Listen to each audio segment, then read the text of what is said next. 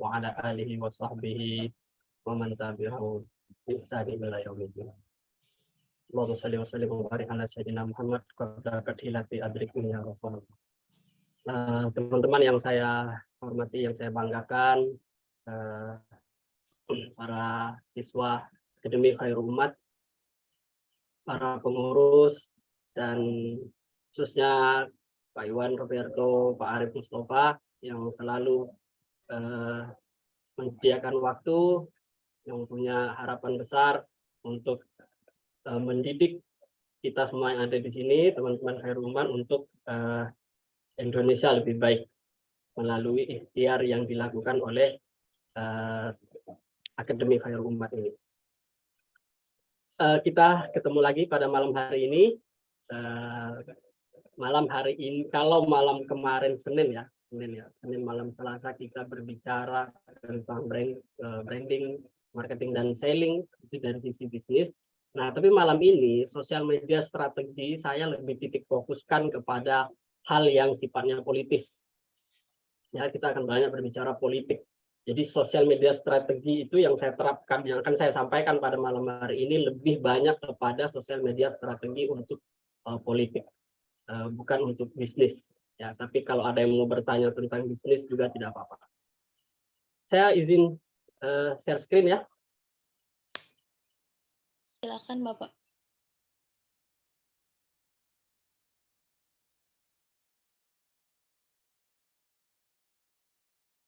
Ya, saya akan membahas tentang sosial media strategi untuk membangun personal brand.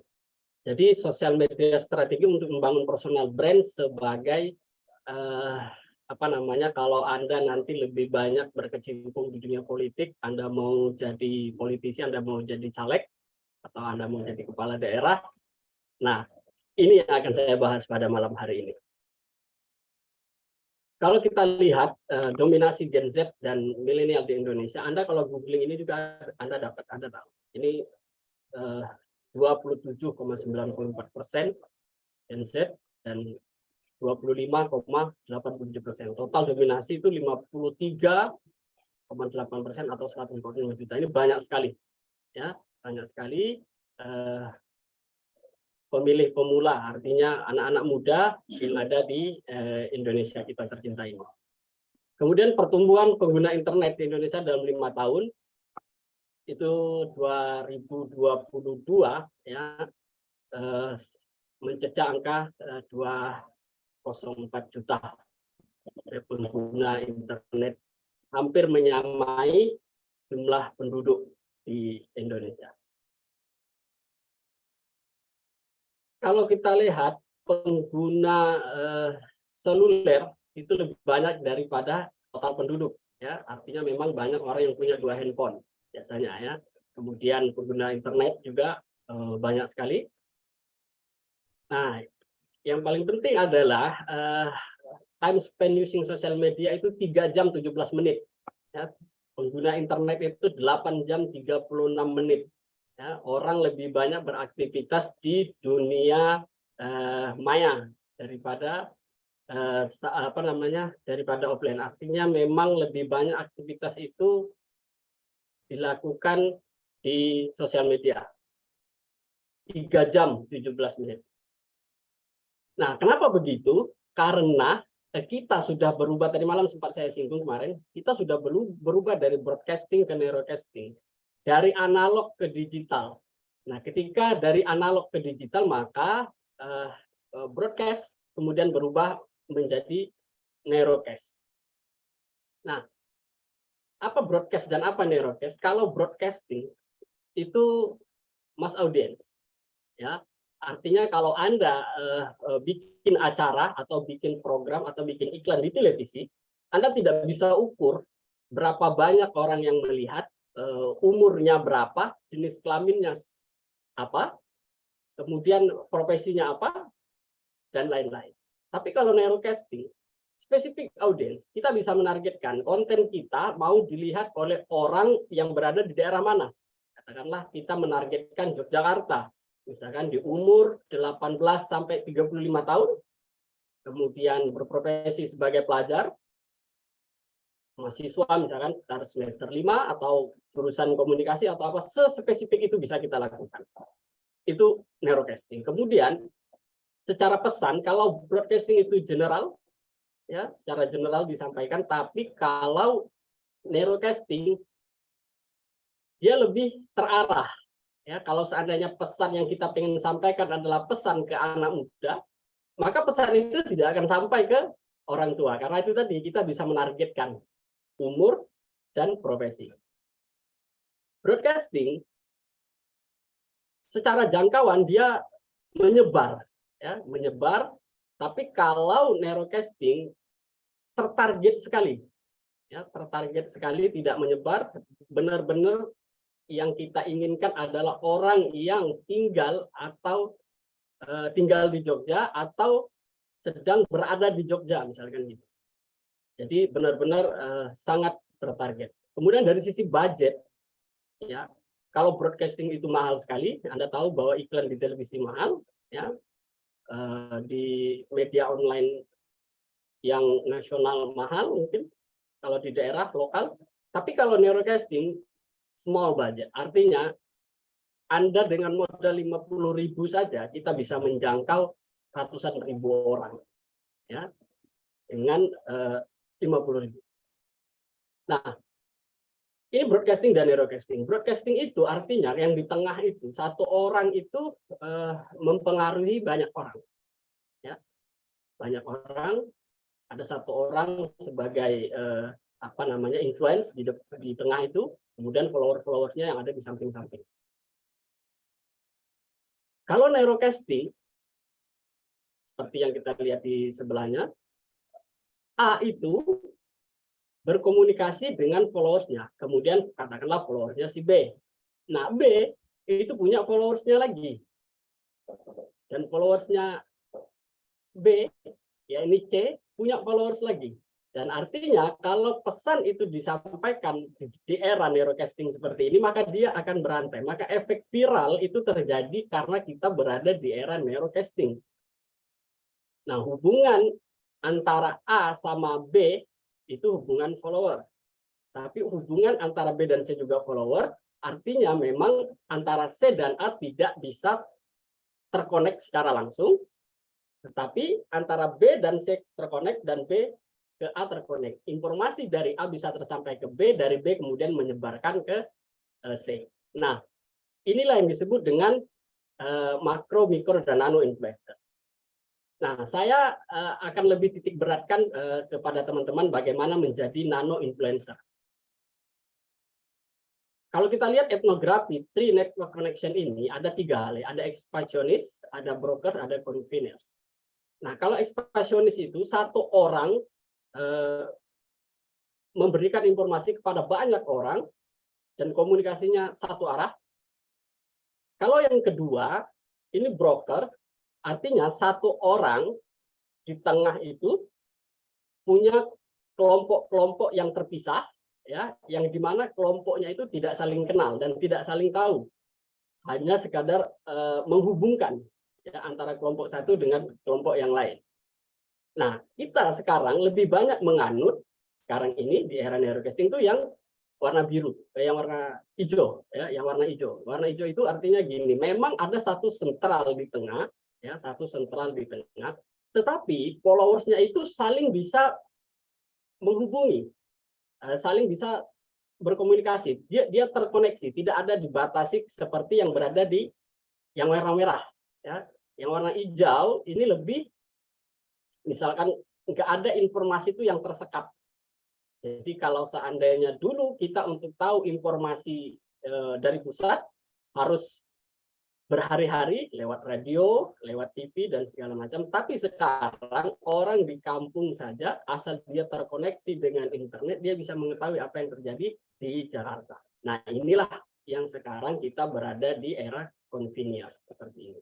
Nah, ini menjadi peluang bagi kita, bagi teman-teman yang fokus pada nano influencer. Karena di era seperti ini orang sudah tidak lagi mempercayai influencer besar, tapi mereka lebih percaya kepada informasi-informasi yang disampaikan oleh orang terdekat. Karena I will follow the recommendation of people I know. Jadi matinya era influencer baik dari sisi bisnis dan lain-lain itu sejak era narrowcasting ini. Makanya dengan bermunculnya platform-platform baru di sosial media, khususnya TikTok yang kemarin pernah kita bahas, ini membuat para influencer kemudian terjun bebas. Dan orang lebih percaya dengan user generate content yang dilakukan oleh orang-orang yang followersnya katakanlah 1.000, 2.000, 3.000 di bawah 10.000. Karena dia dikenal secara dekat. Orang-orang yang berfollowers katakanlah 1 juta, dia nggak akan kenal semua followersnya dia. Satu. Yang kedua, sosial media tidak akan mendistribusikan konten yang dia upload kepada seluruh followers yang ada 1.000 orang itu. Maksimal 10%. Itu pun belum tentu nyampe 10%. Dan 10% itu juga belum tentu bereaksi ya terhadap apa yang dia sampaikan. Makanya nano influencer itu sangat penting kita bangun.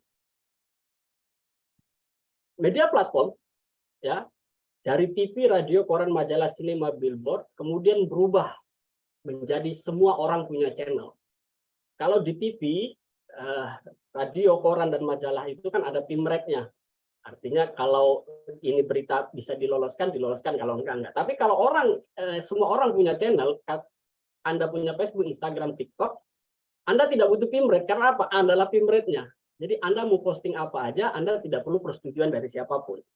Nah, ini menjadi dua sisi mata uang, dua sisi mata pisau yang cukup riskan. Artinya pisau itu kalau dipakai untuk potong buah bisa mengenyangkan perut orang, bisa dimakan buahnya, tapi kalau dipakai buat menusuk bisa luka. Nah, inilah yang perlu kita pelajari tentang bagaimana mengelola sosial media dengan baik, menyebarkan informasi baik lewat sosial media ini. Karena semua orang punya channel, artinya semua orang bisa bikin konten. Generasi Z atau generasi muda yang lahir tahun 1995 sampai 2000 mengakses berita politik melalui akun sosial media. Ya. Jadi kebijakan-kebijakan pemerintah terkait jalan berbayar, kemudian terkait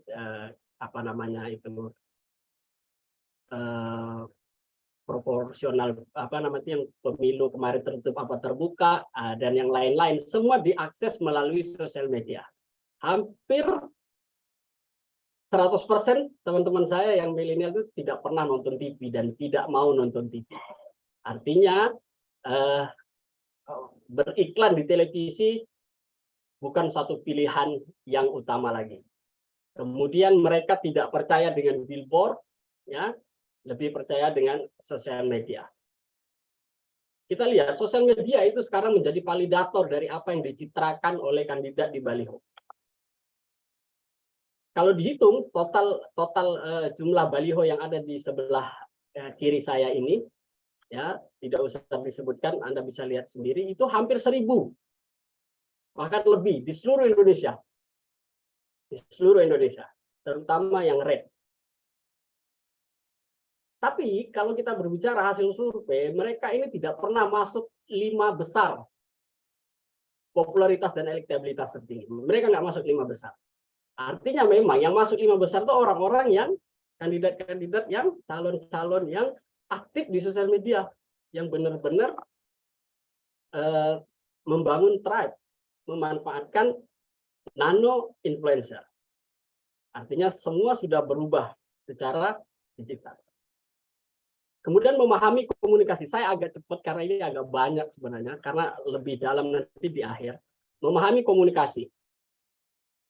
Jadi komunikasi itu harus punya makna ya dari person ke person. Dalam berkomunikasi harus sama saling mengerti antara satu sama lain, baik secara visual maupun verbal. Ya. Kenapa secara visual dan verbal? Karena verbal itu hanya berpengaruh 10%. Ya. 90% itu non-verbal, seperti facial expression, tone of voice, movement, appearance, eye contact, gesture, dan posture. Makanya kata terserahnya wanita tidak berarti terserah penuhnya. Kata iyanya pria tidak berarti iya yang sesungguhnya. Maka Anda harus perhatikan gimana ekspresi wajahnya, bagaimana tone of voice-nya ketika mengatakan sesuatu. Nah, ini harus harus didalami dengan baik supaya nanti pada saat kita bikin konten kita tahu bagaimana cara memasukkan tone of voice di dalam konten kita, appearance yang kita gunakan, dan lain-lain. Personal brand. Kita bahas sedikit personal brand karena konten nanti akan dibikin nggak akan jauh-jauh dari sini. You too are a brand, whether you like it or not, whether you like it or not. Artinya kita ini, setiap kita ini adalah brand. Kita sadar atau tidak sadar kita brand. Kita suka atau tidak suka kita itu adalah brand. Karena brand itu persepsi. Apa yang pertama kali terlintas di pikiran orang tentang kita, ya itulah brand kita. Personal brand adalah praktik seseorang memasarkan dirinya dan karirnya sebagai sebuah brand. Nah, seperti ini. Analogi brand. Bagaimana Anda melihat diri Anda, bagaimana publik melihat Anda, irisannya itu disebut dengan personal brand. Jadi tolong nanti bedakan antara personal brand sama personal grooming. Ya, personal grooming. Jadi pakaian Anda, tampilan Anda itu disesuaikan dengan personal Anda. Kalau ada orang yang flexing, beda ketemu, beda di dunia maya, itu namanya personal grooming, bukan personal branding. Jadi personal branding itu tidak dibuat-buat, tapi apa yang ada pada diri kita. Nah, ini brand itu apa yang dikatakan orang ketika kita tidak berada di ruangan. Nah, coba kita lihat ini. Kalau ada yang bisa open mind. Ketika kita dengar kata-kata ini, kita ingat siapa? Tenun kebangsaan. Lebih cepat, lebih baik. Papa online. Itu aja kok repot. Dungu. Kamu nanya. Nah, pasti kita mengasosiasikan seseorang yang selalu menggunakan kata ini. Begitu kita dengar kata tenun kebangsaan, kita langsung ingat, oh ini tuh si A. Lebih cepat, lebih baik kita ingat si B. Papa online kita ingat si C. Itu aja kok repot kita ingat lain-lain. Termasuk kamu nanya ini, saya yakin semua orang hafal ini siapa. Jadi ingat katanya, ingat siapanya. Kemudian ketika kita melihat orang, kita ingat apanya. Kayak misalkan Najwa, kita ingat apa. Kemudian kalau pesulap merah, kita ingat apa. Kemudian kalau kita lihat Pak Amin, yang kita ingat apa. Ya. Kemudian kalau kita lihat Habib Rizik, yang kita ingat apa. Yang pertama kali terpikir di otak kita, apa. Itulah personal branding. Nah, resultnya adalah pertama tampilannya, yang kedua kata-katanya, ketiga profesinya, reputasinya, kompetensinya, dan profesinya. Orang pasti akan lihat salah satu dari ini. Ini hasil dari personal branding. Kunci personal brand yang kuat. Pertama, brand fundamental, brand arsitektur, dan brand story. Kita berbicara kompetensi. Kalau berbicara kompetensi, tiap kita pasti punya kompetensi. Biasanya orang itu membangun brand kalau nggak dari prestasi, dia akan bangun dari kompetensi. Misalkan kompetensinya tadi Mbak Fatia misalkan fasih membaca Al-Quran, itu kompetensi. Ya. Kemudian berprestasi, mungkin pernah ikut tilawah, dan segala macam. Kemudian eksistensinya di mana? Sosial media kah? Seorang blogger kah? YouTuber kah? Dan lain-lain. Banyak orang punya kompetensi, ya, tapi tidak pernah menyampaikan kompetensinya. Sehingga apa? Dia merasa tidak berkembang. Ya, banyak sekali orang yang konsul ke saya bilang, hidup saya mentok. Padahal sebenarnya bukan hidupnya mentok, tapi dia punya kemampuan yang luar biasa, punya kompetensi yang luar biasa, tapi dia tidak tahu bagaimana cara mengkomunikasikan kompetensi yang dia punya. Dan yang terakhir, semua kompetensi, prestasi, dan eksistensi ini harus dibungkus dalam sebuah creativity. Jadi kalau bikin konten itu kayak gimana, ya, kalau bikin konten YouTube harus seperti apa, packagingnya kayak gimana, harus kreatif. Nah, arsitektur itu ada brand vision. Visi yang ditawarkan dan apa yang ingin diubah.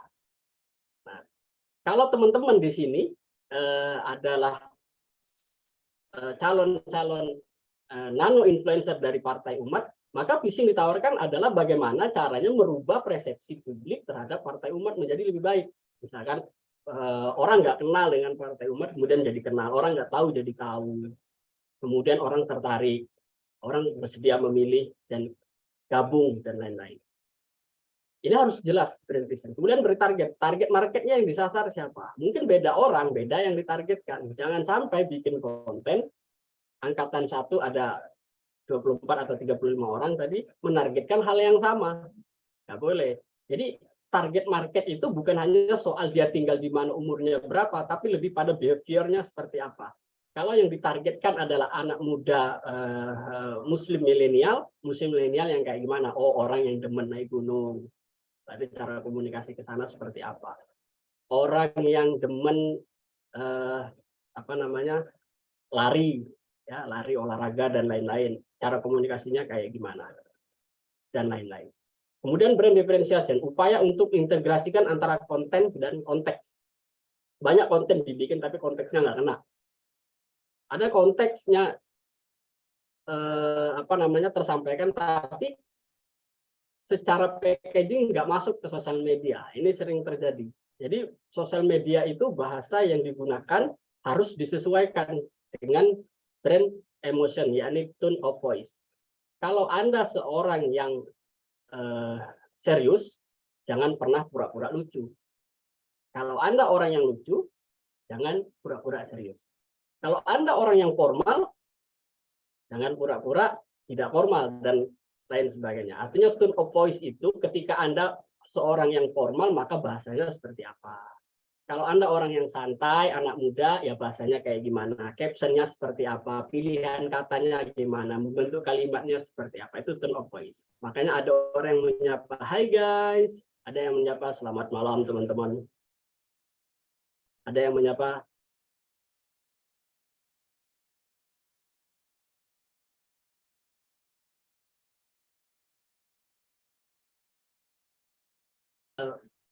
Anda menyapa anak-anak muda yang demen dengan kehidupan misalkan bermusik, ya kan, demen-demen dengan masjid dan segala macam. Begitu Anda nyapa, nggak pakai assalamualaikum, langsung, hai selamat malam guys.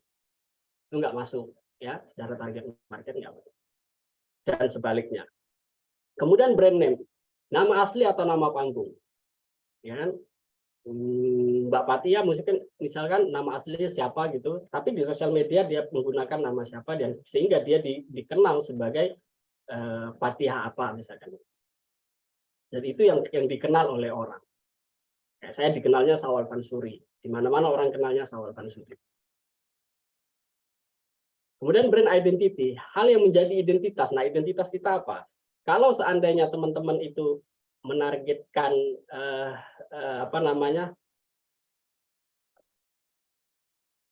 anak-anak muda yang berbeda, artinya punya identitas yang tersendiri masing-masing kita.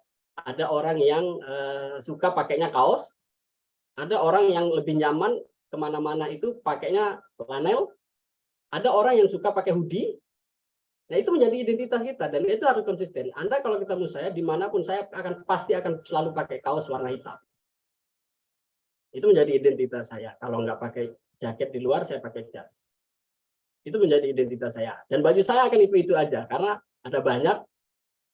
Saya cetak yang sama, saya pakai. Sampai orang tegur, lu nggak punya baju lain, kok bajunya itu terus. Saya bilang ya namanya kita membangun brand harus konsisten. Jadi saya punya baju seperti ini ada banyak. Nah, itu menjadi identitas kita. Sehingga orang begitu lihat, oh, gue kalau lihat orang pakai baju kaos kayak gitu kayak Syawal. Seperti itu.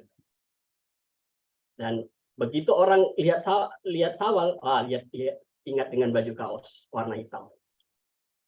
Kemudian brand personality, target market yang disasar. Yang tadi kita bahas, anak mudakah, orang tuakah, kemudian pedagang pasarkah, atau di mana letak milenial itu yang teman-teman pengen sasar, ditentukan di awal, sebelum kita bikin konten. Nanti di akhir kita akan bahas itu. Kemudian brand element, niche yang menjadi fokus utama. Nah, niche yang menjadi fokus utama itu adalah kita mau bahas konten apa.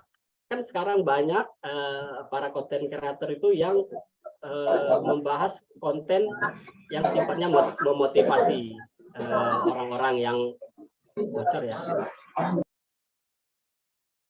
Ada yang bocor.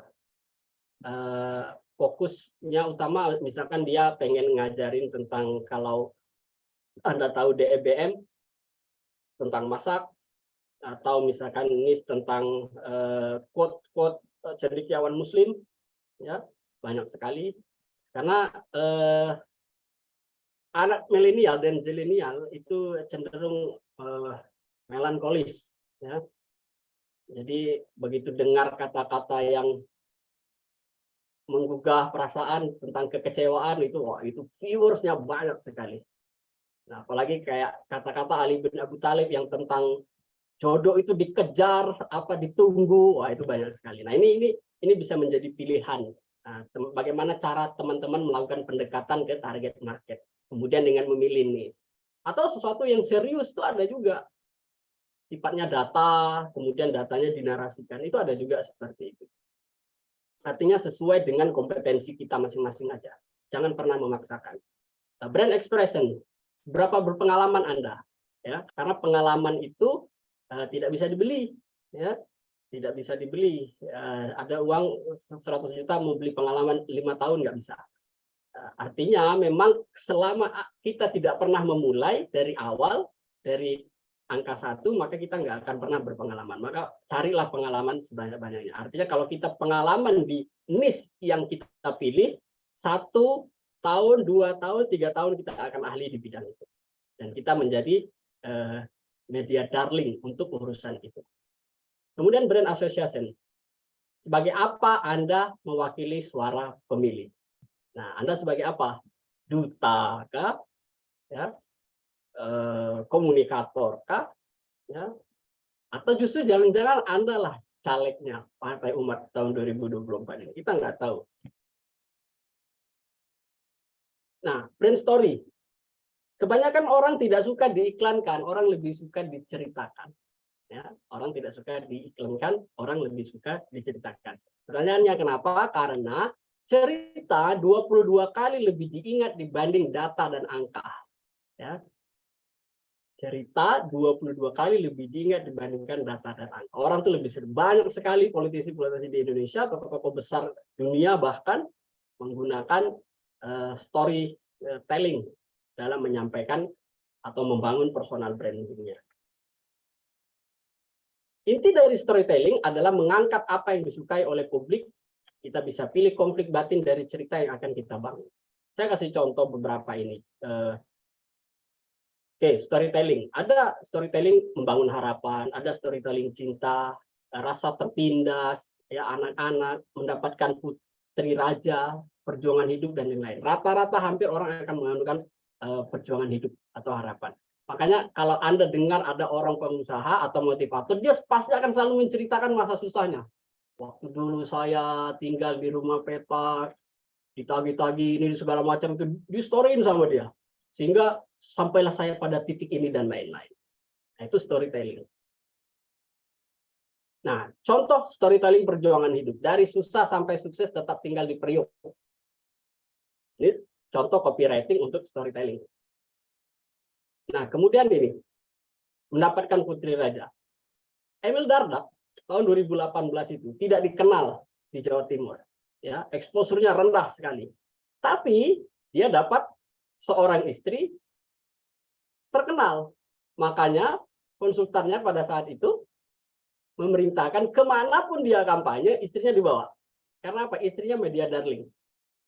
Sehingga exposure-nya meningkat gara-gara dia selalu kampanye bahwa istrinya. Orang ngumpul ramai itu bukan karena Emil Dardak, tapi karena Arumi, siapa namanya? Arumi Basinya. Karena istrinya itu orang pengen lihat, pengen apa. Kemudian wartawan pada ngumpul, wartawan politik, wartawan entertainment dan lain-lain, sehingga exposure-nya Emil Dardak jadi gede. Ya, jadi kemenangan di sosial media itu refleksi dari kemenangan di bilik suara. Nah, inilah yang dimanfaatkan karena kita berada di era neurotek. Nah, kita masuk ke agak sedikit serius dan teknis. Digital content planning. Kalau dulu, ya, dulu media adalah media company. Ya, jadi orang harus bayar media, ya, untuk iklan, untuk menjangkau atau dipercaya oleh customer-nya dulu. Kemudian every company adalah media company. Setiap company kemudian bikin sosial media sendiri, ya, bikin YouTube sendiri, bikin TikTok sendiri dan lain-lain. Sehingga bisa menyampaikan pesan-pesannya kepada audiens tanpa harus bayar media. Nah, budgetnya bisa dikurangi lah. Namun sekarang everyone is media company, siapapun bisa membangun brand, ya, membuat brand. Dan setiap orang berinteraksi bukan lagi dengan brand, tapi dengan orang per orang. Orang itu biasanya kalau mau beli sesuatu atau mau memilih sesuatu, dia akan tanya teman dekatnya gimana. Menurut lu gimana ini? Kata teman gua, jadi temannya lagi. Jadi dia ditanya, misalkan saya tanya Pak Iwan, kata Pak Iwan, kata Pak Tia. Nah, jadi saya ingin dapat informasi dari Pak Iwan dapat dari Pak Tia. Seperti itu. Ini sekarang yang terjadi itu seperti itu. Nah,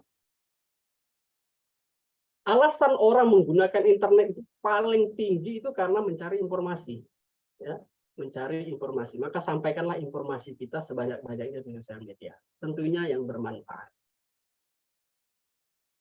Nah, dengan mengetahui fase-fase dalam pendekatan konten, kita perlu memetakan personal branding dan umbrella message yang akan digunakan secara konsisten. Nah, ini agak teknis, teman-teman. Kalau nanti mau di foto atau di apa, nggak apa-apa. Pertama, umbrella message. Ini harus beres dulu. Ya. Umbrella message itu apa? Pesan apa yang pengen kita sampaikan. Personal branding apa yang pengen kita bangun. Goals apa yang pengen kita capai. Baru kemudian kita turunkan menjadi value proposition. 1, 2, 3, 4, sampai 5, dan lain-lain. Nah, di bawah value proposition itu kemudian ada reason to believe. Ya, reason to believe. Dan setiap value proposition itu punya reason to believe dan lain-lain. Contohnya kayak gimana nih? Saya kasih contoh salah satu ya. Tapi kalau Anda foto ini jangan disebar. Ya. Nah, ini misalkan Fikri Alfayed misalkan. Ya, Fikri Alfayed, tokoh muda Sulawesi Selatan yang aktif dan inspiratif, sosok pengusaha yang gigih membangun daerah dan peduli pada sesama. Umbrella message-nya itu. Nah, umbrella message-nya itu. Kemudian value proposition-nya yang satu adalah dia seorang petani dan pengusaha milenial. Nah, baru kemudian petani yang sukses menggarap perkebunan dan memiliki perusahaan. Kemudian value proposition 2, dia dermawan. Apa buktinya? Memiliki yayasan non-laba dengan gerakan pelihara anak yatim dan duafa. Kemudian value proposition 3, dia pintar. Buktinya apa? Oh, dia sedang menyelesaikan studi S3 sampai hari ini. Contoh misalnya. Kemudian dia religius. Sosok yang humble dalam pertemanan serta ayah dan suami yang baik dalam keluarganya. Kemudian dia putra daerah, kemudian aktif berorganisasi, membangun daerah, menggali potensi daerah dan memotivasi junior-junior atau teman-teman yang ada di daerah. Kalau kita udah selesai dengan content planning, maka yang selanjutnya adalah bagaimana cara membuat, ya, content development. Nah, pilar konten itu ada 4 ya kategorinya. Ada yang trending yang berhubungan dengan tipe konten yang sedang tren saat ini. Kalau sekarang ini sedang tren apa ya, itu bisa diikut. Kayak dulu kamu nanya menjadi tren, orang pada ikut, kamu nanya, gitu-gitu semuanya. Semua yang tren itu diikuti. Kemudian momentum, berkaitan dengan hari-hari besar yang peringatin netizen tiap tahunnya. Kan selalu ada tuh konten momentum. Kemudian konten branding. Nah, konten branding yang tadi itu, yang kita sudah bereskan umbrella message-nya, yang kita sudah tentukan sesuai dengan pilar kontennya tadi. Kemudian headline interact. Ini biasanya konten yang ada orang bertanya terus kita jawab pakai konten dan lain-lain. Ini lebih pada engagement yang tinggi itu adanya di sini. Nah, konten trending teman-teman bisa cari di sini. Ini tahu kan ini Google Trend ya. Teman-teman bisa googling Google Trend. Coba lihat, ini dia itu live, ya, jadi berubah dalam setiap saat. Apa yang lagi trending pada hari ini. Nah, kemudian trending di TikTok juga. Saya yakin teman-teman paham dengan hal ini, bisa dipraktekkan sendiri. Nah, kemudian konten momentum, yang seperti ini, misalkan hari apa, tanggal sekian bulan Januari itu hari apa, dan lain-lain. Nah, konten branding itu kemudian dipetakan diturunkan menjadi seperti ini. Misalkan tadi dia petani dan pengusaha milenial. Terus nanti tip kontennya itu tip berusaha, tip bertani, motivasi berwirausaha, masalah-masalah yang muncul sebagai seorang petani, dan lain-lain. Kemudian konten dermawan, kegiatan beramal, kegiatan berbagi, kegiatan yayasan, bersama yatim dan duafa, dan lain. Konten pintar. Pintar itu seperti apa? Oh, motivasi secara general, tips produktif, dan gaya hidup sehat, cara menjadi problem solver, menjaga semangat motivasi anak muda di era banjir informasi, dan lain-lain. Terus konten putra daerah, konten religius juga diturunkan. Semua menjadi ide konten. Nah, nanti jadinya seperti ini. Misalkan konten pintar itu adanya di hari Senin. Ya kan? Di hari Senin, konteksnya apa, kontennya apa, tujuannya apa. Nah, sebagai petani dan pengusaha itu nanti Selasa dan Kamis. Jadi setiap Selasa sama Kamis kontennya harus tentang itu, tentang petani dan pengusaha. Nah, petani dan pengusaha kan ini tip wirausaha, tip bertani. Tinggal dipilih aja mana yang mau dinaikin dulu. Gitu. Nah, nanti konten hari Rabu tentang dermawan misalkan. Nah, konten dermawan balik lagi ke sini. Dermawan itu mana nih, kita pilih salah satu dulu, kegiatan yang beramal atau kegiatan berbagi dan lain-lain. Nah, kemudian religius itu Jumat dan Minggu. Nah, konten religius itu apa? Konten bersama keluarga. Apakah kita mau naikin konten keluarga bersama pada hari Minggu, ya kan? Kita jalan-jalan atau apa? Kemudian kegiatan katakanlah pengajian, sholat, dan lain-lain, kita masukkan di hari Jumat. Dan itu terus dilakukan secara konsisten. Kemudian tentang putra daerah itu hari Sabtu.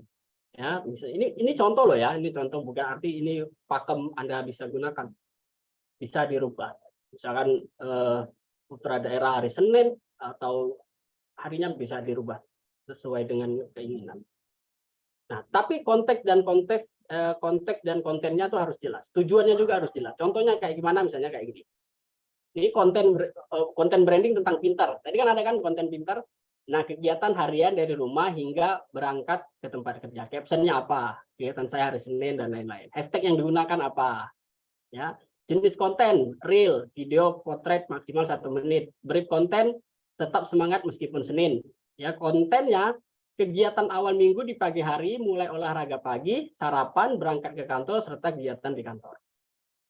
Tujuannya adalah menginspirasi dan memotivasi, baik tentang kesehatan, kedisiplinan, dan semangat mencapai tujuan. Terus channel delivery-nya kemana? Instagram feed, Facebook feed, FB, dan TikTok. Nah, nanti bikin benchmark-nya apa? Nah, tinggal diklik aja Instagram ini, nanti keluar nih kontennya dia nih. Ini namanya Sadik, ya, Ali Paliman Muar, Johor, Malaysia. Nah, kontennya tuh beberapa saya pakai sebagai contoh untuk kegiatan milenial. Nah, jadi kalau kita bikin konten, kita sudah punya ini, yang tadi saya bahas itu kemana-mananya kita enak. Ya mau ngapain aja kita udah nggak bingung. Aduh, besok saya bikin konten apa? Minggu depan saya bikin konten apa? Bulan depan saya bikin konten apa? Kenapa? Kita sudah beresin umbrella message-nya. Goals yang pengen kita tuju sudah tahu. Jadi sudah nggak bingung lagi. Kalau sudah selesai konten 1 bulan, terus bulan depan ngapain? Jangan sampai umbrella message-nya berubah. Kalau Anda adalah tujuannya adalah seorang yang petani milenial, jangan tiba-tiba Anda bahas teknologi dan lain-lain. Nah, ini menjadi jalur supaya kita selalu on the track dalam membuat konten. Ya, itu dari saya. Sekian. Assalamualaikum warahmatullahi wabarakatuh. Waalaikumsalam warahmatullahi wabarakatuh.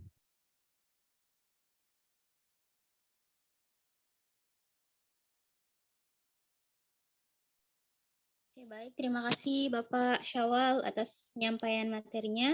Mungkin langsung saja saya buka sesi tanya jawab mungkin kepada teman-teman yang ada pertanyaan dalam benaknya atau mungkin sekedar memberikan sanggahan atau pendapatnya, mungkin silakan raise hand.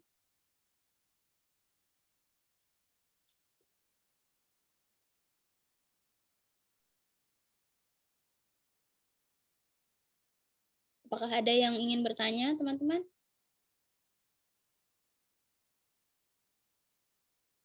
Wal, saya nanya boleh, Wal? Ya, boleh. Wal, terus terang ini menarik ya. Ini karena menariknya kenapa? Ini sorry, saya ke moderator bagi izin boleh moderator?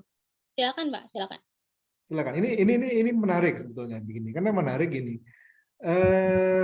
Kalau ini kan terkait dengan tadi ada contoh itu ada gambar tuh yang ada baliho yang red dan yellow ya. Kalau kita sebut yang red ini ketua DPR, yang yellow ini Menko.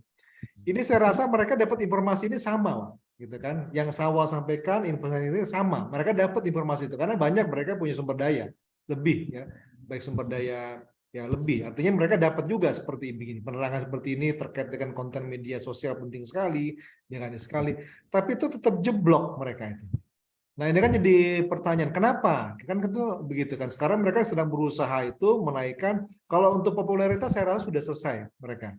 Tapi terkait dengan kesukaan, kok kenapa mereka tidak, terutama yang merah ya, kok kenapa tetap tidak disukai, biarpun dengan segala macam cara dipakai. Saya yakin yang pakai tadi umbrella message betul kan dipakai sama mereka. Ini mungkin kan ada mungkin ada yang ini dasar. Gitu, Pak. Silakan. Nah, itu yang Ya. pertanyaan saya, Pak. Silakan, Pak. Ya, kenapa nggak ngangkat gitu ya? Ah, iya, betul, Pak. Ya, saya nggak tahu Pak Iwan seberapa aman ruang Zoom ini ya. Aman. Karena kalau disampaikan agak gini-gini sedap juga kita. Oh, gitu ya. Oke. Oke. Karena yang nanganin beliau itu kan juga kita kenal kan, teman gitu. Memang secara praktek sendiri mereka itu ada orang-orang yang dia nggak mau ngejalanin saran yang kita berikan. Nah, karena merasa sudah apa yang saya lakukan ini udah benar, nggak perlu kayak gitu, nggak perlu kayak gitu, nggak perlu kayak gini, nggak perlu kayak gitu, pokoknya gini aja. Contohnya itu ya kayak tadi yang saya screenshot tentang ekspresi wajah ketika memberikan baju, ya, ekspresi wajah ketika memberikan baju.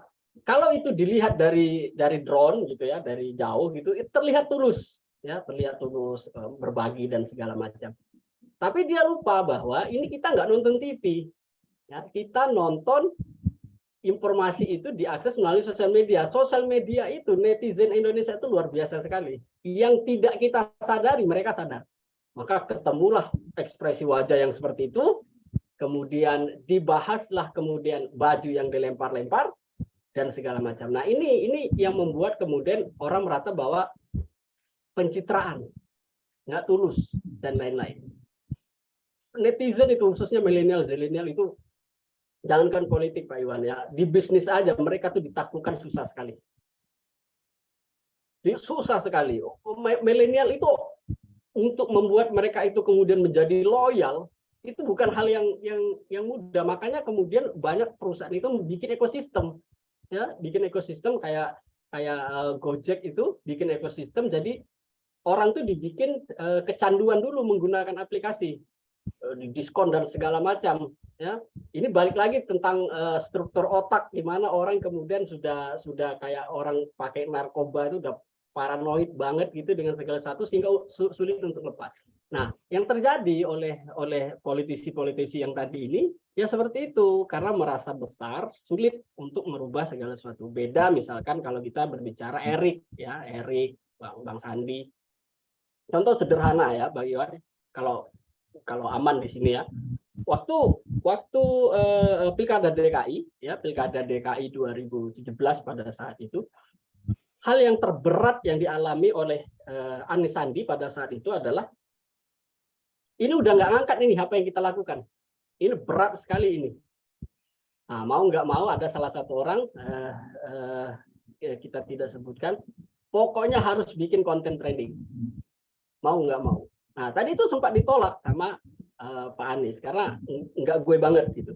Tapi mau nggak mau, persepsi publik jangan pernah dilawan dalam membangun brand. Maka kalau kita ingat, tahun 2017 itu ada videonya tentang Anies dan Sandi itu bikin Om tolelet Om. Om tolelet Om. Itu exposure-nya gede. Nah, sehingga orang merasa, oh ini bagian dari gua nih. Oh ini gua banget nih. Oh ini gua banget nih. Kayak gitu. Beliau sampai stres kan pada saat itu tuh. Bagaimana cara berbicara menyesuaikan dengan audiens ya, aristokratis kan beda sama aktivis. Nah, ini yang terjadi. Nah, tapi ke sini kemudian lebih luas, gitu kan? Terus Erick Thohir yang seperti itu juga kemudian menjadi apa namanya, exposure-nya jadi gede. Artinya perilaku yang terjadi di milenial adalah milenial itu suka dengan sound-sound yang sesuatu, entah itu motivasi atau itu nyinyir atau lain-lain segala macam. Jadi kalau seandainya ada sound yang bagus kita ciptakan seperti itu, saya nggak tahu Pak Iwan pengguna Instagram atau enggak, jadi supaya nyambung itu kan kalau di Instagram itu kan ada sound Pak Iwan, ya ada sound video yang viral itu misalkan soundnya apa yang lagi viral sekarang. Nah itu kan bisa di save, kemudian sound itu digunakan oleh kita, dubbing lah misalnya kata gitu. Nah itu yang terjadi. Nah itu dilakukan oleh yang top di sosial media kandidat-kandidat itu. Walau ada faktor-faktor lain tentu ya, tapi kalau saya melihat bahwa kenapa yang dua yellow dan red itu tadi tidak bisa grow meskipun dia punya budget yang cukup besar, memang kita ngobrol sama teman-teman ya karena itu susah diatur.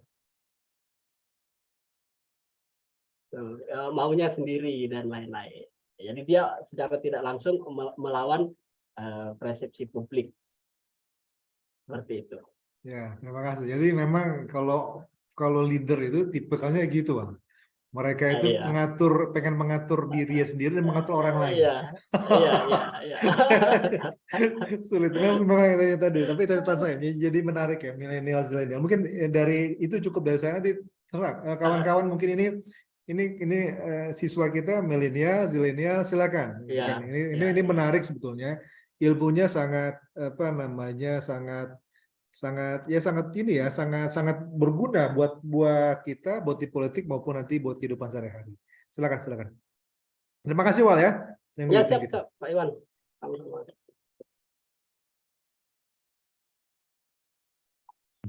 Baik, mungkin dari teman-teman yang lain ada yang ingin bertanya? Oh, ini ada dari Mas Nasehudin. Bertanya bagaimana cara kita bisa menang melawan para buzzer nih, Pak Syawal? Nah, saya nggak tahu ini pemahaman buzzer itu seperti apa. Ini sebenarnya buzzer itu pemahamannya itu sekarang bergeser. Apa namanya? Agak konotasinya agak negatif. Padahal sebenarnya buzzer itu tidak seperti itu, tapi karena disalahgunakan. Saya kan gini, Anda apa namanya siswa Akademi Khairul Ummah, kemudian punya Instagram yang banyak, sosial media, kemudian membantu menaikkan exposure dari katakanlah akun official Partai Umat, Anda bisa dibilang Anda buzzer. Seperti itu. Karena apa? Membantu meningkatkan exposure. Nah, tapi kemudian ketika peluang itu ada perusahaan-perusahaan yang kemudian mereka bikin akun yang bukan real manusia gitu. Nah, melawan seperti itu. Tapi Anda jangan khawatir bahwa Instagram itu tidak sebodoh yang kita kira gitu. Bisa kedetek. Nah, dulu saya waktu jadi social media manager memimpin hal yang ini, satu hari itu kita bisa create 2.000 akun. Ya, kita create 2.000 akun, ada sistemnya dan lain-lain. Tapi setahun pertama itu enak, wah enak benar-benar ini. Tapi lama-kelamaan ya ketahuan juga gitu. Ya ketahuan akhirnya satu mati karena apa? Sekarang aja ya algoritma IG itu yang update setiap hari itu ya, setiap hari update-nya mikro sih. Kalau yang makro itu biasanya bulanan atau tahunan.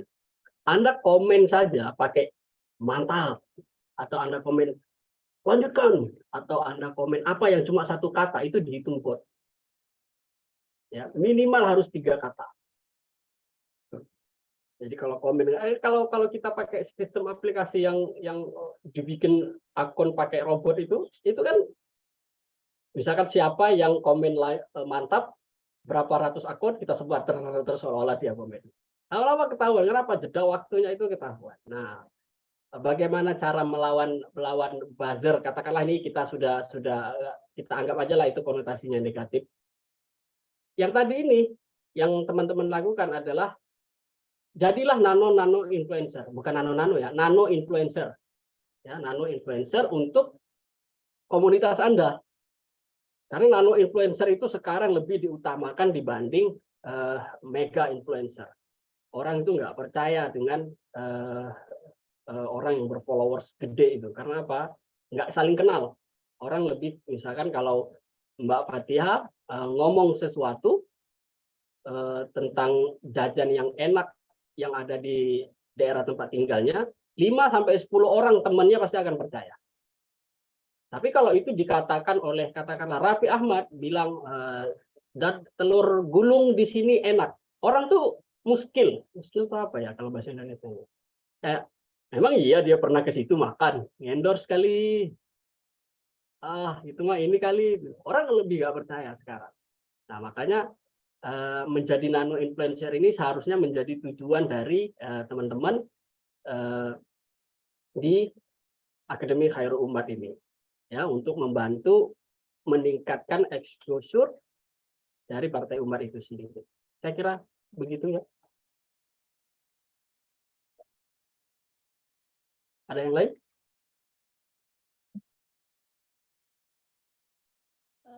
Silakan Ibu Seli. Ya, terima kasih. Suara saya masuk ya? Ya, masuk kedengaran. Assalamualaikum, Mas Syawal. Waalaikumsalam warahmatullahi wabarakatuh. Ini saya salah satu pembimbing ya di Akademi Khairul Ummah. Apa namanya? Ini saya tertarik banget dengan nano influencer ini karena memang baru dengar juga ya kalau ternyata sudah ada apa namanya semacam pergeseran ya yang tadinya influencer menjadi lebih. Kalau kaitannya dengan caleg gitu ya, ini praktiknya seperti apa ya kalau nano influencer? Karena kan kalau kita kan kalau caleg kan tentu targetnya misalnya kita target 30.000 suara gitu. Itu gimana kita mempraktikkan nano influencer itu? Ya. Gitu ya Bu ya, oke. Soal nano influencer di pencalekan, jadi kan ada namanya KOL, Key Opinion Leader. Nah, Key Opinion Leader itu biasanya di daerah itu ada. Misalkan gini, sama kayak kita misalkan melakukan pemenangan darat, ya kan? Pasti yang kita cari orang-orang yang berpengaruh, misalkan yang berpengaruh itu tokoh masyarakat setempat, orang tuh lebih dengar tuh kata-kata siapa yang didengar, tokoh setempat atau apa namanya tuh tokoh agama gitu atau tokoh apa gitu. Itu kan kalau offline ya. Nah, tapi kalau online ya, kalau online pasti ada influencer kecil di lokal itu yang dia memang benar-benar mainnya di lokal doang.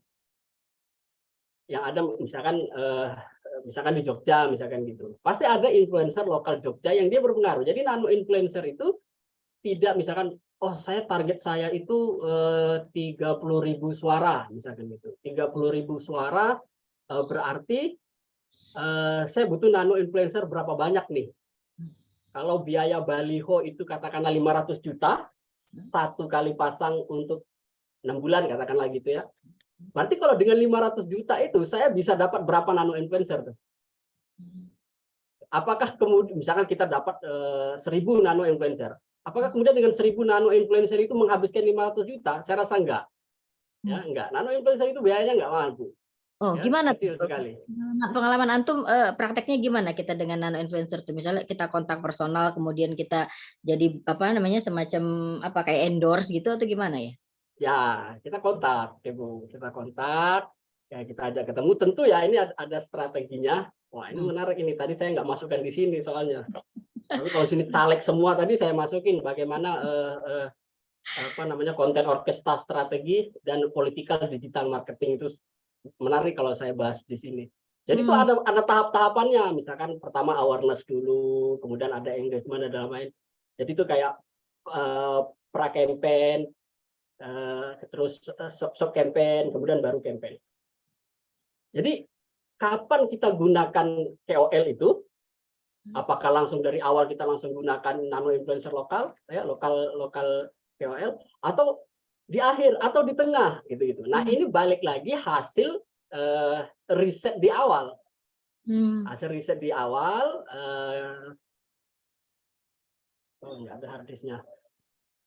Hasil riset di awal itu seperti apa? Misalkan di sana, biasanya yang saya lakukan adalah saya petakan dulu di sana, misalkan di dapil A, berapa pengguna TikTok, berapa pengguna Instagram, berapa pengguna Facebook, di sana itu kan ketahuan. Itu kan ketahuan. Nah, setelah itu berapa media lokal yang ada di sana, media online yang ada di sana, berapa semua segala macam. Terus kita cari siapa orang-orang yang berpengaruh secara online di sana dan segala macam. Oh, misalkan saya dari Partai Umat, misalkan Ibu dari Partai Umat, target market Ibu adalah ibu-ibu arisan, misalkan segala macam, ibu-ibu pengajian, itu menjadi target market kita yang menjadi tujuan utama kita berkampanye, maka kita cari KOL yang sesuai, yang cocok dengan tujuan kita, dengan pemilih kita. Jangan sampai yang penting KOL gitu, tapi nggak sesuai dengan value yang kita bangun dari awal. Ini nggak boleh juga. Nah, memang ada cara-cara tersendiri. Nanti saya gambarkan sedikit aja. Kalau seandainya memang targetnya itu adalah misalkan ibu-ibu arisan, maka cari KOL yang agak berhubungan atau dia nyambung atau misalkan punya value yang sama ya untuk mengkampanyekan pesan kita itu tadi. Jangan sampai kita ngambil KOL yang tadi kita target marketnya adalah ibu-ibu arisan, ibu-ibu pengajian yang ke masjid, justru kita ngambil KOL yang ke masjid aja nggak pernah. Nah, ini problem. Ya, ini problem. Jadi itu harus disesuaikan kayak gitu. Kalau teknisnya ya kita hubungi gitu kan, kita ajak ketemu, bikin konten, nyebarin konten harganya berapa, misalkan gitu kan. Ala kontennya dari kita, terus kamu yang nyebarin harganya berapa dan lain-lain kayak gitu. Itu tadi maaf yang tadi Mas Syawal sebutkan apa dianalisis misalnya pengguna TikTok berapa itu kira-kira bisa dapat data tersebut dari mana ya? Karena kan kita googling di media kan belum tentu. Oh iya, ya nggak ada Bu, nggak ada. Kalau di googling nggak ada. Ya, jadi kalau di Facebook atau Instagram itu kan ada namanya Ads Manager, ya. Ada Ads Manager, Ads Manager. Nah, di Ads Manager itu kita bisa ketahuan itu, misalkan di daerah Bogor gitu ya, kota Bogor, radius 40 kilo, berapa jumlah pengguna Facebook, berapa jumlah pengguna Instagram. Karena kalau dari Facebook dan Instagram itu satu kan, dia Meta kan, di bawah Meta, jadi cukup menggunakan Ads Manager, kita udah ketahuan. Ads Manager, kita mau tahu Instagram. Can you spell it? Apa H-nya tulisannya gimana? Ads Manager-nya tulisannya? Spellingnya? ADS. Oh, ADS. Ads Manager. Oke, thank you, makasih. Nah, ya udah. Kalau di TikTok juga gitu. TikTok kan bisa ngiklan kan, nah dari situ kan audiensnya ketahuan tuh. Misalkan di dapil Pak Iwan ada berapa pengguna TikTok dan lain-lain kayak gitu, ketahuan. Ya. Thank you, sangat bermanfaat ini, padat banget informasinya. Ini masih banyak lain, silakan dilanjut Fatihah. Terima kasih banyak. Baik teman-teman, masih ada yang ingin ditanyakan atau mengutarakan pendapat mungkin? Yang di chat ada itu Fatihah.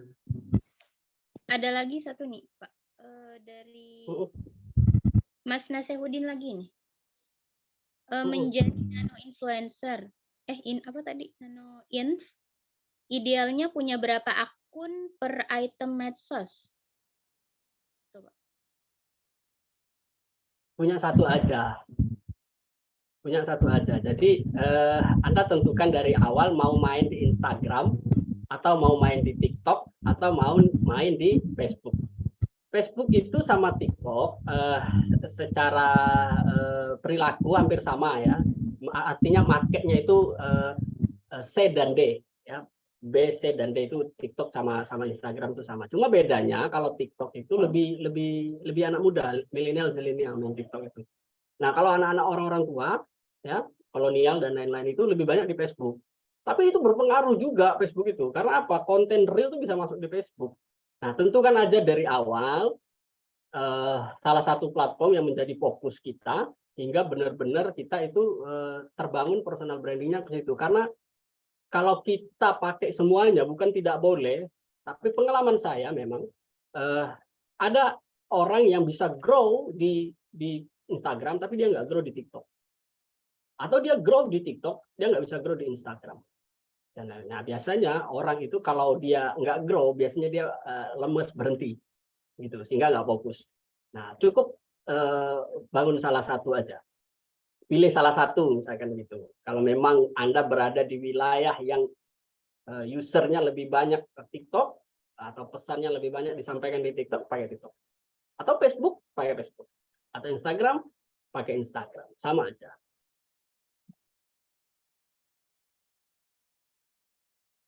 Itu Mbak Fatihah. Oke. Baik, Pak, ada satu lagi nih, Pak. Dari Mas.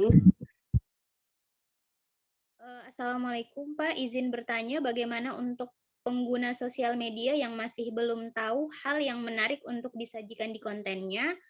Kemudian bagaimana melatih kemampuan nonverbal dalam bersosial media. Gitu, Pak.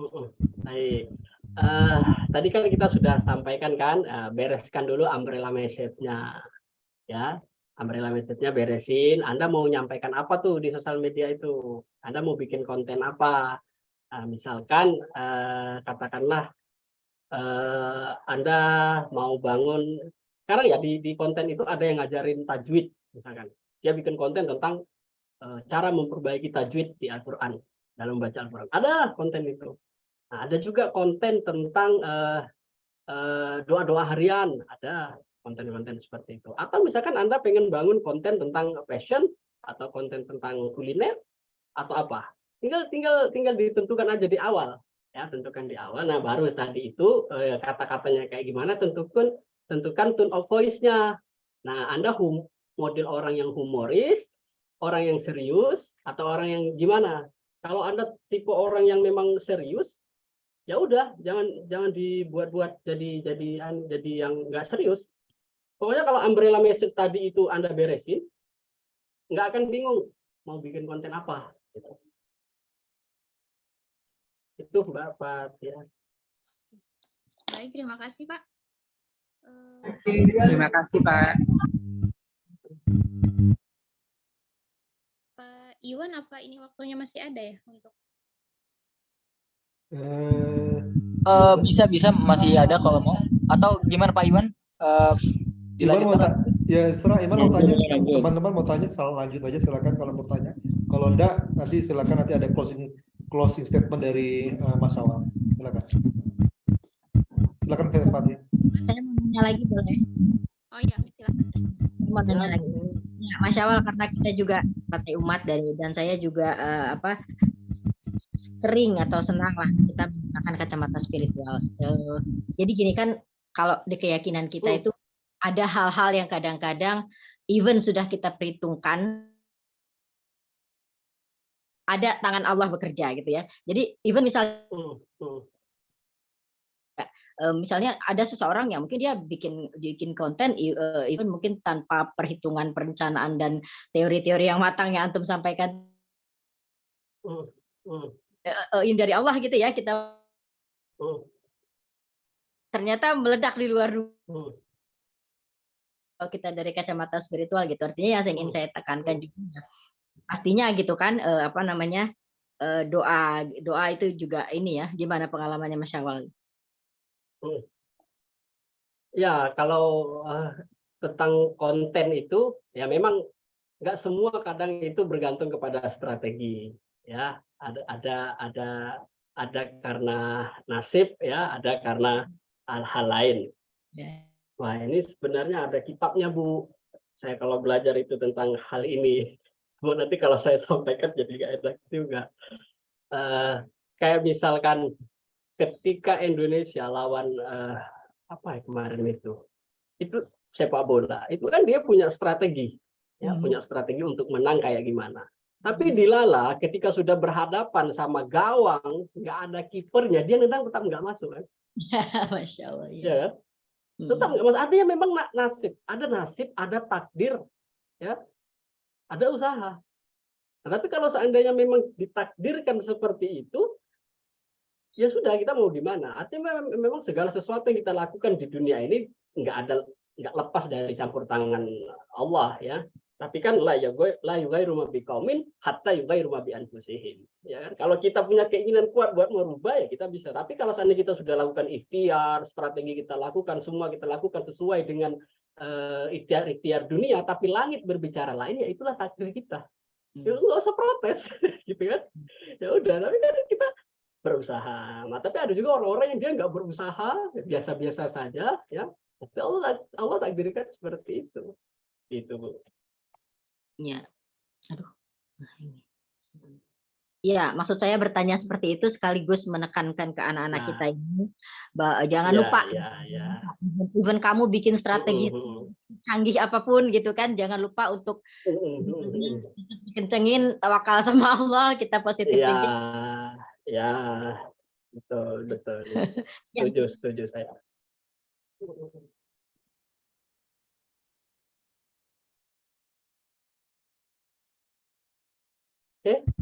Saya terakhir ya. Halo, Siapa ini? Mas Sofa ya? pokoknya. Ya, siapa Arif? Tadi Nggak nampak mukanya. halo. Ya lagi Halo. nunggu orang ngaji jadinya nggak enak. Ngantar iya. ngajinya. Ah, Ini apa namanya? Teman-teman ini kan diharapkan memang bisa jadi nano influencernya Partai Umat ya. Jadi menyampaikan semua pesan-pesan baik atau ikhtiar perjuangan Partai Umat atau ya kebaikan-kebaikan itulah. Jadi inilah kayak juru kampanye di wilayahnya masing-masing, di daerahnya masing-masing atau di komunitasnya masing-masing. Nah, tadi kan disampaikan tentang bagaimana cara membangun atau membuat apa namanya konten sosial media kita ini menjadi menarik gitu kan. Nah, salah satunya dengan cara memperhatikan umbrella saya dan sebagainya tadi itu ya. Nah, seandainya ya yang kita bangun di sosial media kita itu hal-hal yang terkait dengan hobi kita atau profesi kita, prestasi kita di luar politik, padahal kita ini mau jadi nano influencer di bidang politik, kemudian kita memasukkan salah satu konten itu adalah konten politik yang terkait dengan Partai Umat, itu kira-kira apa ya namanya relevan atau enggak, atau malah akan merusak sosial media kita yang sudah menarik itu yang tadinya tidak ada politiknya. Atau kalau kita ingin jadi nano influencer politik, ya udah konten politik semua gitu, atau gimana baiknya? Terima kasih. ya. Kasih Pak Arif atas pertanyaannya. Ya, benar gini. Sebenarnya nggak masalah ya. Gitu ya. Kita nggak masalah. Artinya misalkan kita itu niche-nya tadi yang kita pilih dari awal misalkan kuliner, ya kan gitu kan. Kita bikin konten kuliner dan lain-lain. Nah, tiba-tiba kita mau bikin konten politik misalkan gitu kan. Artinya balik lagi yang tadi di awal itu tentang creativity. Ya, konteks dan konten. Konten dan konteks. Gimana caranya membungkus pesan politik itu melalui niche kita, kuliner misalkan gitu. Makanya sekarang banyak misalkan kalau politisi itu kemana pasti makan. Itu nggak asal makan, itu ada konsepnya, Mas. Ya. Misalkan dia makan sate atau dia makan apa di daerah mana gitu, itu ada pesan politiknya. Nah, artinya bukan kemudian nano influencer itu ngupload foto politisi begini-begini, enggak gitu. Ada cara penyampaiannya. Balik lagi kreativiti. Jadi apapun niche kita sebenarnya, kalau kita dapat peluang atau tugas seperti itu nggak masalah. Makanya teman-teman Akademi Khairul Umat silakan bikin konten jadi nano influencer di bidangnya masing-masing. Ada yang mungkin dakwah, ada yang mungkin gunung, ada yang mungkin lain-lain dan segala macam. Nggak apa-apa bikin itu. Nah, kapan kemudian nanti kita harus menggunakan apa namanya akun kita untuk mengevaporasi dari program atau apa namanya pesan umum Partai Umat tentang pemilu, tinggal di packaging ulang. Gimana disimpulkan? Tentu misalkan pesan yang sama nanti kalau seandainya ke kuliner beda packagingnya.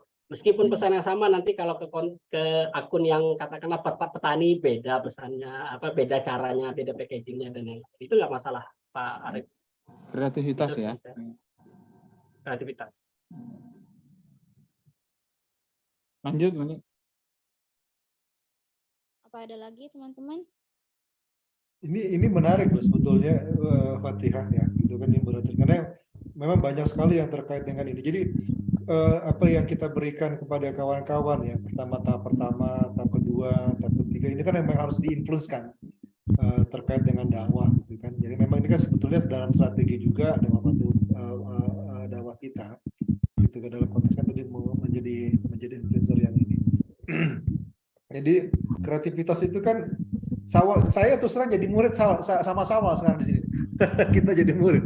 Jadi memang ini ya apa namanya, kreativitas itu terkait dengan ini bisa nggak diberikan contoh konkret terkait dengan yang tadi yang saya sampaikan, karena memang banyak sekali yang ragu ya, mungkin para milenial mereka sudah punya akun baik gitu kan, selama ini mereka sudah bangun, tiba-tiba mereka harus berdakwah terkait ini. Nah, ada satu contoh konkret aja yang terkait dengan yang saya sampaikan. Seperti apa sih contohnya itu, Bang? Ya, Tuhan. Terima kasih, Bang. Terima kasih, Pak.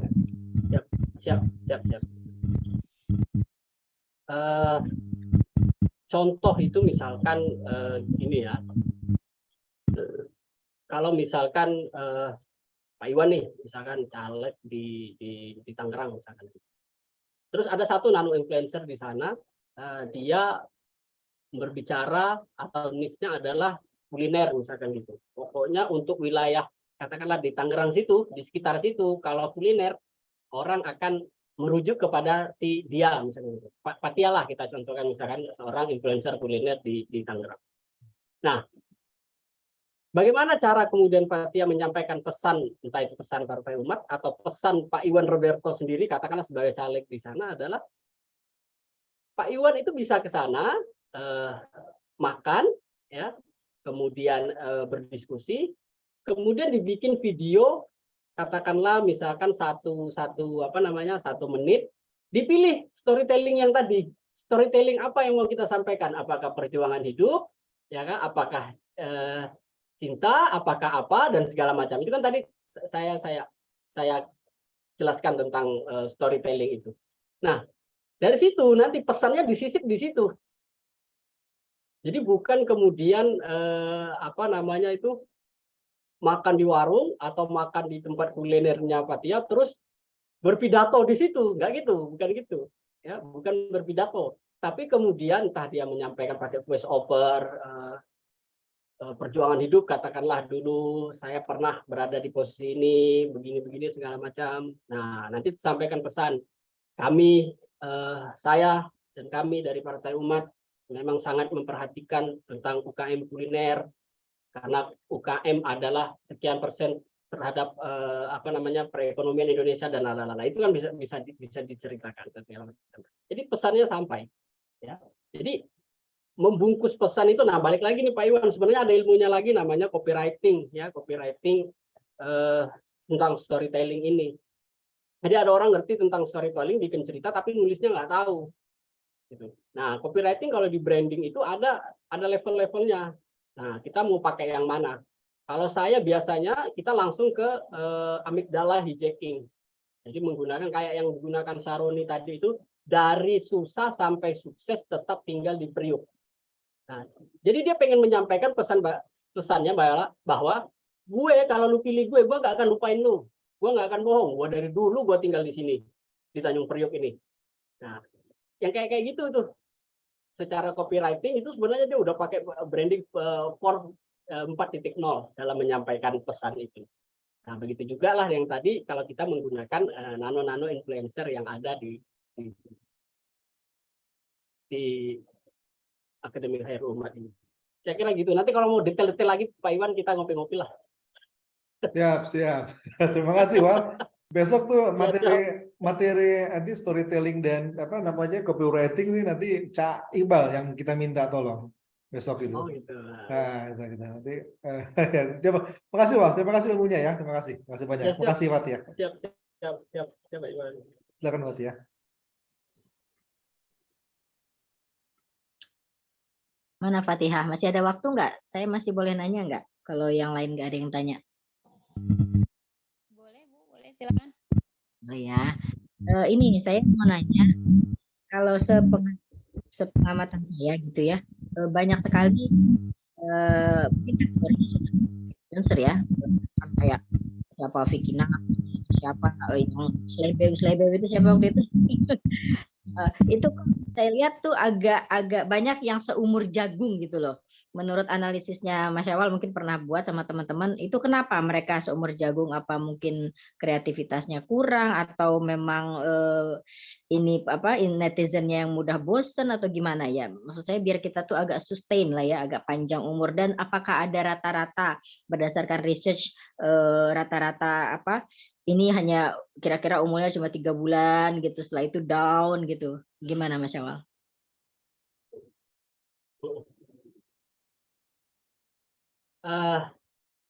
Gini Bu, ada yang namanya FOMO ya. FOMO, kalau dalam FOMO marketing itu kan ada hit and run. Nah, hit and run itu kalau kita ambil contoh misalkan Citayam Fashion Week, kalau sebelum Citayam Fashion Week ada dulu Odading Mang Oleh. Ya, itu juga tidak bertahan lama. Karena kenapa nggak bertahan lama? Karena dia hit and run. Yang itu tadi, karena nasib kemudian tiba-tiba dia meledak banyak. Segala sesuatu tidak terencana. Gitu. Nah, makanya strategi itu perlu dibikin, direncanakan gimana supaya kita sustain. Kalau kemudian Citayam Fashion Week itu kenapa kemudian dia tidak bisa bertahan lama? Itu campur tangan di luar kreativitas oleh anak-anak muda memang banyak, artinya pro dan kontra akan kegiatan itu. Kalau kita bangun bisnis ya, ada namanya barrier to entry. Barrier to entry itu kan salah satunya bagaimana dengan kebijakan pemerintah. Ya, kebijakan pemerintah terhadap bisnis kita ini berpengaruh atau tidak dan segala macam. Nah, kalau soal apa namanya Citayam Fashion Week itu kan viral itu karena FOMO marketing. FOMO marketing itu bisa diciptakan, Bu. Ya, bisa diciptakan FOMO marketing itu. Apakah kemudian Citayam Fashion Week itu natural atau tidak? Memang natural, tapi memang dia masuk kategori FOMO. Kemarin kita sudah bahas itu sama Pak Siwo, Pak Yusuf Hadi, dia memang konsentrasi tentang FOMO marketing.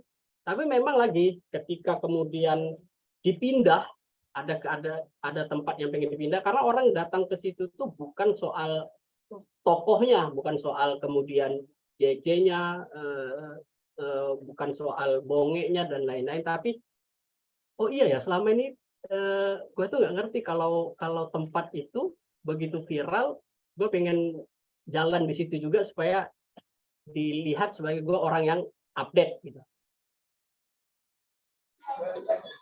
Sorry. Nah, ini yang terjadi. Jadi kayak misalkan kenapa dia tidak berumur lama, ini ada faktor dari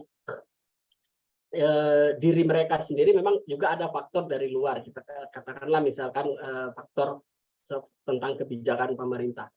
Nah, memang kehadiran Citayam Fashion Week pada saat itu sangat mengganggu apa namanya itu eksistensi dari influencer-influencer besar. Ya, influencer-influencer besar yang tadinya mereka bikin katakanlah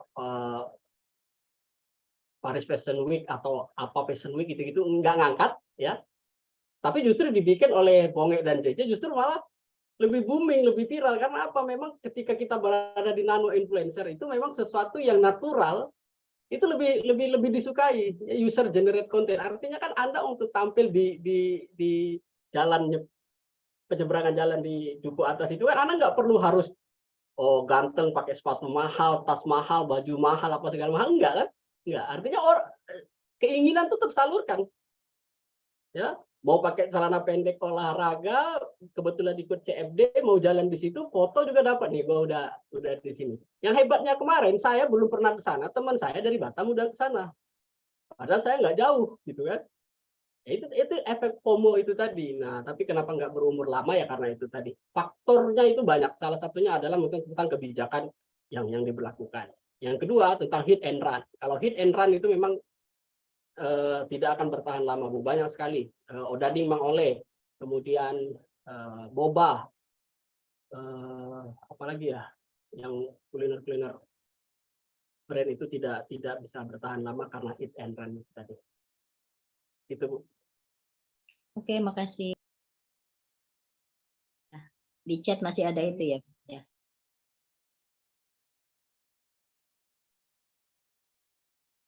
ada satu lagi, ini dari Mas Nasihudin lagi.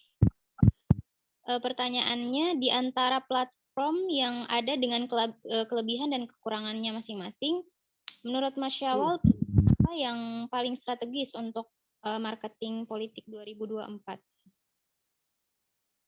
Boleh silakan. Yang paling strategis. Iya. Maaf ya, sebentar ya.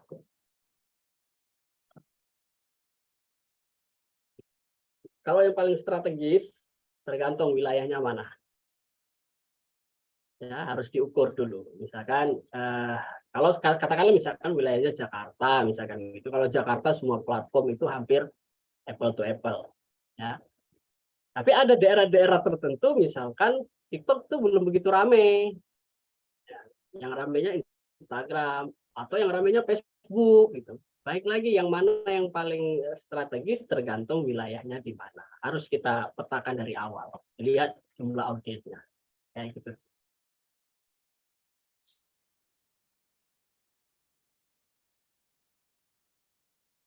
Mungkin ada lagi.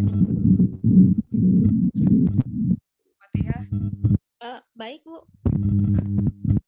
Silakan. Terima kasih. Ya, langsung ngomong ya. Materi yang ya sampai sekarang. Banget ya materinya. Bagus banget. Kalau yang ada denger yang sedikit gitu. Kayak promo nih, kayak promo ke grup-grup yang lain nih. Nah, dari sini kira-kira bisa nggak nih kita praktekin nih ilmu yang hari ini kita dapat untuk promokan aku ya ke milenial yang lain. Kira-kira teman-teman yang lain ini nggak punya ide nggak gimana supaya acara kita ini jadi membuat orang lebih tertarik gitu. Kita mungkin nggak aku ini diperluas lagi, maksudnya promonya di luar lingkungan umat. Soalnya saya kan udah promo ke ini ya, ke siswa ya. Tapi kalau siswa itu udah mulai ngomong politik, baru saya tawarkan aku. Ini ada salah satu murid saya di sini, di alumni, sudah masuk di sini, namanya Vicky. Sudah tertarik, begitu dia chat saya langsung masuk aku. Kira-kira ada cara lain nggak Mas Syawal gitu untuk bagaimana supaya aku ini juga diminati kan, kita juga perlu promo kan program yang bagus seperti ini ya. Sayang banget kalau yang dengar hanya sedikit gitu. Ya, terima kasih Mas Syawal ya. Ya, baik, terima kasih Ibu. Balik lagi ya, kita kan sekarang berada di era neurocasting ya. Artinya ketika kita berada di neurocasting, maka kita tidak bisa lepas dari platform sosial media. Nah, saya nggak tahu apakah Akademi Khairul Umat punya sosial media. Nah, kemudian apakah kemudian kemarin acara waktu di Bogor ya, kalau nggak salah saya. Ya, ya. Di Bogor, acara offline-nya itu, ya saya diundang pada saat itu sama Pak Arif, tapi kebetulan memang saya ada acara yang lain, jadi saya tidak bisa tinggalkan. Kalau seandainya bisa hadir di sana, memang kita bisa setting kayak misalkan apakah ada dokumentasi kegiatan di sana. Terus satu, yang kedua adalah kalau Akademi Khairul Umat ini kemudian punya sosial media, harus kita bereskan umbrella message-nya. Ya. Kemudian nanti dikelola dengan baik. Ya, kita jangkau para milenial melalui konten-konten dan pesan-pesan yang kita sampaikan melalui akun sosial media kita. Artinya kita bukan mempromosikan secara langsung ayo masuk Akademi Khairul Umat, bukan begitu. Tapi apa sih yang disenangi oleh orang pengguna sosial media itu, oleh milenial, zilenial gitu. Konten yang kayak gimana sih yang mereka senangi. Nah, ini kita petakan nanti. Makanya ada kalau kita bikin konten planner, konten itu diuji. Nah, nanti ada ukurannya. Misalkan gini, antara konten branding, konten momentum, konten dan lain-lain yang umbrella message itu yang mana yang paling mendapat exposure gede. Model packaging yang kayak gimana yang lebih disenangi? Apakah dia dalam bentuk video ada orang sedang berkegiatan, atau dia hanya sekadar quote kata-kata pakai sound, atau gimana? Atau pakai voice over atau gimana? Itu nanti diukur. Yang mana yang paling gede exposure-nya, Maka yang itu kita perbanyak. Nah, artinya untuk orang masuk ke kita, pertama kita harus dikenal dulu. Yang kedua, setelah orang kenal, orang jatuh cinta nggak sama kita. Nah, kalau orang jatuh cinta sama kita, orang pasti mau gabung menjadi bagian dari kita. Ya, kayak yang kalau kita di bisnis itu 86% orang tidak suka dijuali, tapi orang suka membeli. Kalau orang langsung ditawarin, mau beli ini, orang nggak mau. Tapi kalau kemudian dia diedukasi dengan konten-konten, katakanlah konten-konten yang humoris, konten-konten yang apa segala macam, dia merasa bahwa struktur otak itu kan secara dasar cuma ada dua ya, set pleasure dan avoid point. Apa yang paling menyenangkan dan apa yang paling menyakitkan gitu. Nah, kita bikin kira-kira yang paling menyenangkan bagi dia apa. Nah, orang kalau senang itu biasanya suka rela. Gue gabung lah dan segala macam. Nah, kalau kapan-kapan memang bisa kita diskusi lebih lanjut, saya punya beberapa akun-akun yang memang menyasar jualannya itu pakai sesuatu yang menggunakan set pleasure yang menyenangkan itu tadi. Memang cukup bagus exposure-nya. Nah, ini bisa kita terapkan di Khairul Umat ini ya. Seperti itu, Bu. Ya, kalau acara kita misalnya per episode ini kan sudah terekam, terus kita masukkan ke dalam edisi YouTube, itu kira-kira menarik ya? YouTube sekarang itu YouTube kan ada short video ya. Nah, short video itu kan lebih baik, banyak exposure-nya dibandingkan YouTube. Artinya gini, yang menjadi target market kita itu katakanlah milenial zilenial, mereka adanya di mana? Gitu. Kalau mereka adanya di YouTube ya guna YouTube. Kalau mereka adanya di TikTok ya pakai TikTok. Kalau mereka adanya di Instagram pakai Instagram. Jangan sampai kita salah market. Artinya salah platform bisa kemungkinan salah market. Gitu. Orang adanya di kota A, kita pergi ke kota B. Padahal orang kota A ini membutuhkan apa yang kita jual, misalkan gitu ya. Artinya itu memang harus kita petakan. Jadi konten itu tidak harus konten kegiatan, ada konten yang lain-lain, edukasi dan segala macam. Makanya umbrella mindset-nya itu diberesin dulu. Kalau seandainya Akademi Khairul Ummah ini jadi orang, dia itu mirip siapa? Dia laki-laki atau dia perempuan? Umur dia berapa? Gaya komunikasi dia kayak gimana? Nah, itu beres. Kalau itu beres, Bu, bikin konten ke sananya tuh enak. Kalau Ibu tahu ada jajan namanya Oreo, Oreo itu umurnya 110 tahun. Tapi Oreo-nya sendiri, ya, secara personal branding, dia itu anak kecil, umur 5 tahun sampai 7 tahun. Nah, itulah kenapa iklannya gitu-gitu terus, walaupun talentnya ganti tapi nggak akan jauh-jauh, anak, ibu, bapak, terus main-main dan segala macam. Inilah kalau umbrella mindset sudah beres. Ini yang harus kita bereskan dari bagaimana cara mempromosikan dari Akademi Khairul Ummah. Gitu, Ibu. Ya, terima kasih Mas Syawal.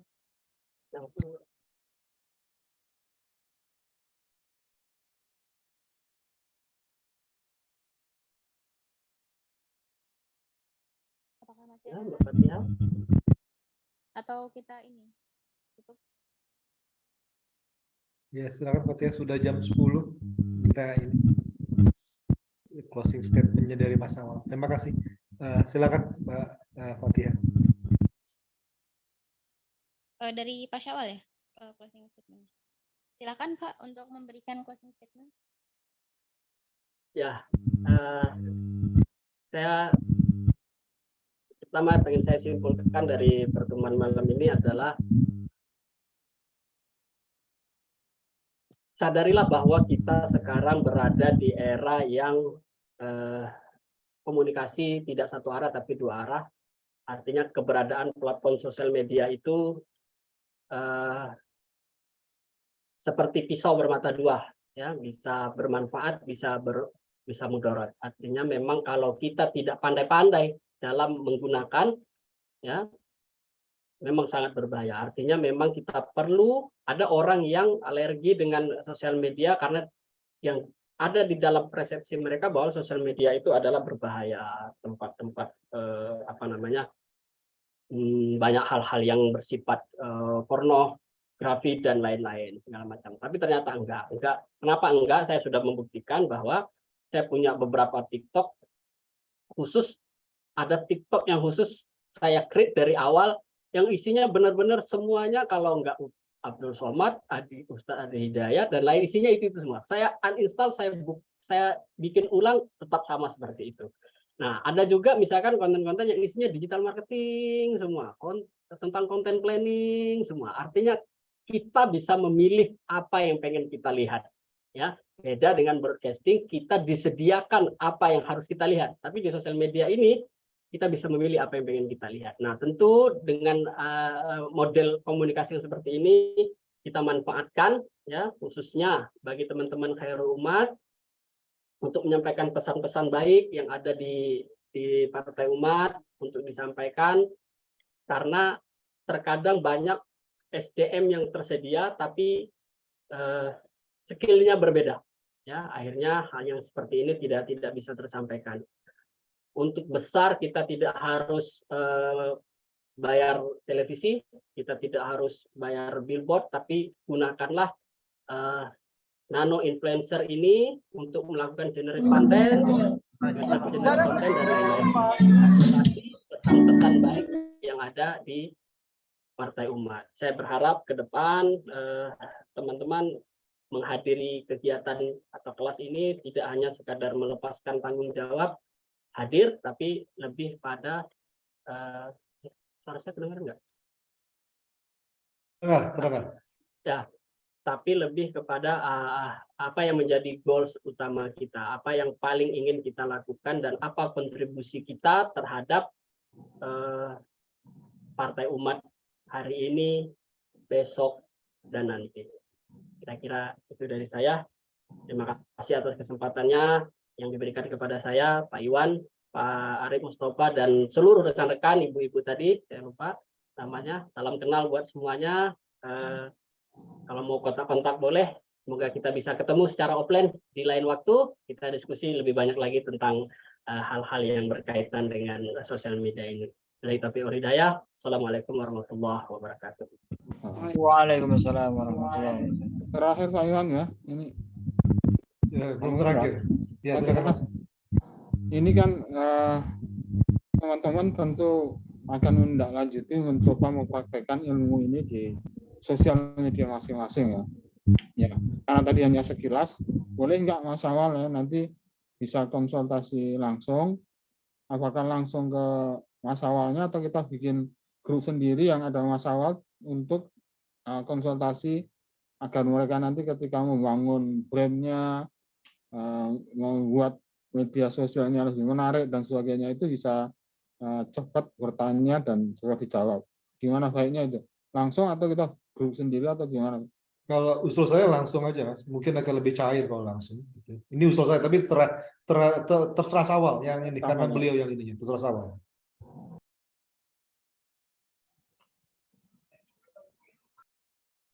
Udah nggak ada sama. Ya, masih ada. Oh Mas, gimana baiknya? Ya, itu, kalau saya sih lebih setuju kalau langsung ya. langsung aja ya. Langsung gitu. Nggak usah bikin grup sendiri atau masalah dimasukkan grupnya aku. Langsung berarti nomor handphonenya disebutkan. Saya nggak tahu teman-teman itu bisa bertempat tinggal di mana sih, jauh-jauh ya Mas ya? Enggak, ada yang Jakarta, ada yang jauh-jauh juga, Jogja, Bogor, dan sebagainya. Oh, gitu. Ya, kalau ada yang Jakarta dulu, Bogor, bagaimana? Tapi boleh kalau seandainya mau di nomor kontak saya di 0877 8124 4641. Nah, cuma memang kalau nanti di WA atau di telepon, kalau agak slow respon, saya agak minta maaf. Gitu. Jadi kalau memang bisa ketemu langsung, diagendakan, mungkin lebih baik. Nggak usah semuanya, ada beberapa orang itu lebih paham kan, bisa nyampe ke teman-temannya. Karena kita kan narrowcasting. Oh iya. Betul, jadi mungkin Mas Sofa nanti kan dari perwakilan siswa gitu ya, nanti saya usul saya mungkin supaya efektif gitu. Nanti ada diskusi dulu kawan-kawan gitu kan di grup atau di Buka mana. aja Nanti ya. kalau ya ada pertanyaan, nanti minta waktu ke Sawal, langsung di audiens, nanti kita konsultasi audiensnya di mana. Nah, setelah itu kalau ada pertanyaan langsung di sana. Kalau ada pengen bertanya secara online bisa di saat itu. Mungkin begitu, Mas, supaya efektif. Begitu ya? Mungkin begitu, Mas, supaya efektif juga ya. Ya, Pak Iwan. Bisa ya kalau gitu. Mas Sofa gimana, Mas Sofa? Iya, boleh nggak apa-apa. Boleh, oke. Ya, silakan balikin kepada Fatia. Maaf nih Fatia dipotong. Langsung ini aja ya Pak, penutupan aja. Baik, demikian pembahasan kita terkait media strategi. Terima kasih banyak kepada Pak Syawal yang telah menyampaikan materi dengan luar biasa, dan terima kasih juga kepada teman-teman sekalian yang sudah mau menyempatkan waktu untuk bisa hadir dan berpartisipasi dalam kegiatan kita pada malam hari ini. Memang ya, bersosial media itu ada strateginya supaya bisa lebih efektif dan lebih menjual, Pak. Semoga ilmu yang kita dapat pada malam hari ini bisa bermanfaat, bisa kita praktikkan